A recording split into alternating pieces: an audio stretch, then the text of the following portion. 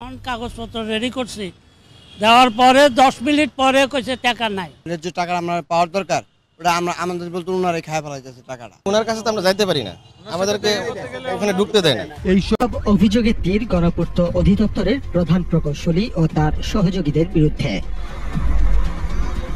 নারায়ণগঞ্জের ভুইগড়ের হাকিমাবাদ খানকাই মোজাদ্দেদিয়া, আর এখানেই পীর সাহেব আল্লামা হযরত মাদ্দা জিল্লুহুল আলী। এই সিলসিলাতে দাখিল হতে হয়, দাখিল হয়ে নূরের সঙ্গে সংযুক্ত হতে হয়।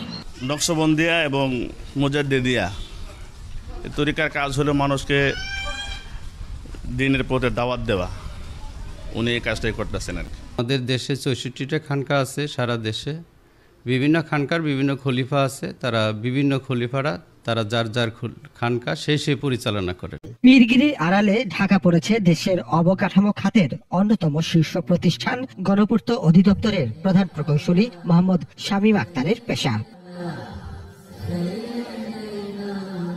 সুফি লেবাসে গণপূর্তে কায়েম করেছেন মুরিদানি শাসন। পছন্দের মুরিদরাই নিয়ন্ত্রণ করেন সব ঠিকাদারির কাজ।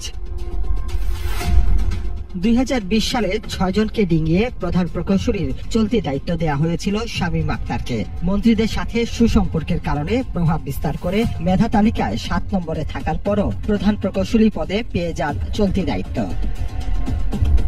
দায়িত্ব পাওয়ার পর থেকে দুর্নীতি আর স্বেচ্ছাচারিতার অনন্য নজির স্থাপন করেছেন। গণপূর্ত অধিদপ্তরের জন্য আউটসোর্স থেকে নিয়োগপ্রাপ্ত গাড়ি চালকদের ঘাম ঝরানো টাকা আত্মসাতের অভিযোগও তার বিরুদ্ধে। 5 বছর ডিউটি করি, 5 বছরের ভিতরে খালি 2 বছর টাকা পাইছি ওভারটাইমের, আর পাই নাই 3 বছর মাইর।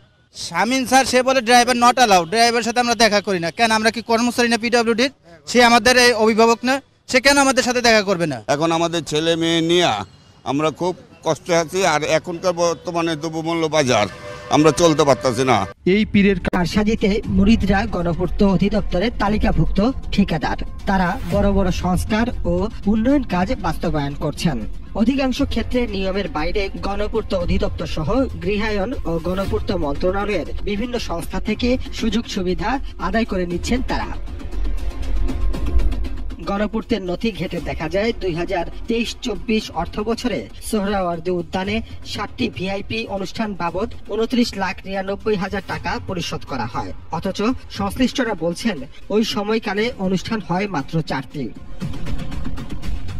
গোপালগঞ্জের টুঙ্গিপাড়ায় সাবেক প্রধানমন্ত্রী শেখ হাসিনা এবং গুলশানে তার ছোট বোন শেখ রেহানাকে বিধি বহির্ভূতভাবে ব্যক্তিগত বাড়ি নির্মাণ করে উপহার দেন শামীম আক্তার।